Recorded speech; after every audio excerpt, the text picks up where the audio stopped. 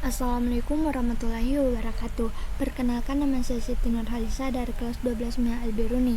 Kali ini saya akan melakukan praktikum percobaan korosi pada besi, yaitu pada paku.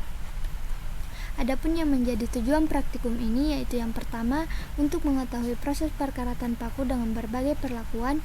Yang kedua, untuk mengetahui faktor-faktor apa saja yang menyebabkan paku mengalami korosi. Dan yang ketiga, untuk mengetahui cara pencegahan korosi pada paku.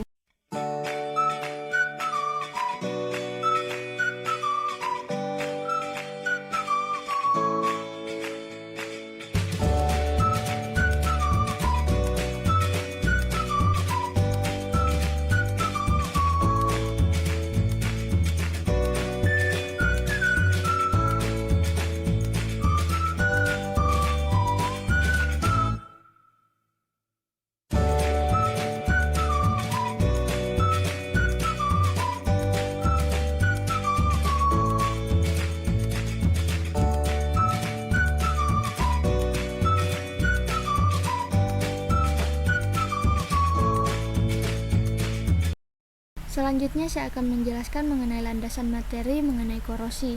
Yang pertama, saya akan menjelaskan definisi dari korosi. Jadi, korosi atau perkaratan adalah suatu proses yang mengakibatkan rusaknya benda-benda logam akibat dari pengaruh lingkungan.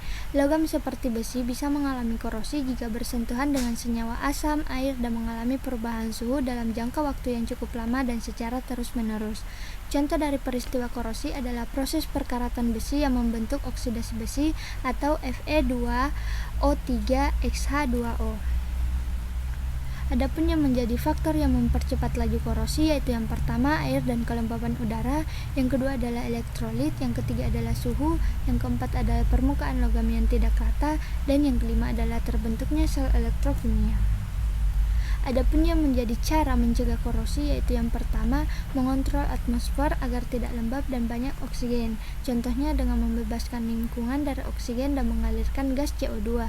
Yang kedua yaitu melumuri dengan minyak sehingga dapat mencegah kontak langsung antara logam dengan air atau udara. Yang ketiga dengan cara mengecat.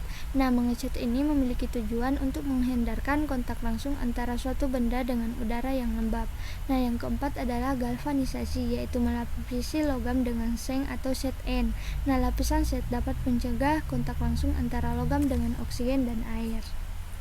Adapun yang menjadi hasil pengamatannya yaitu yang pertama, air mineral ini mengalami korosi atau berkarat, yang kedua air garam juga mengalami korosi atau berkarat, yang ketiga air cuka juga mengalami korosi atau berkarat, yang keempat minyak tidak mengalami korosi atau tidak berkarat, dan juga tanpa air tidak mengalami korosi atau tidak berkarat.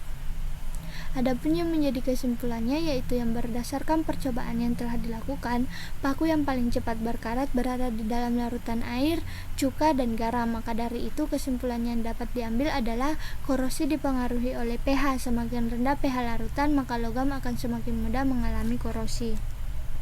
Nah, mungkin cukup sekian yang sempat saya sampaikan. Lebih dan kurangnya mohon dimaafkan. Wabillahi taufiq wal hidayah. Wassalamualaikum warahmatullahi wabarakatuh.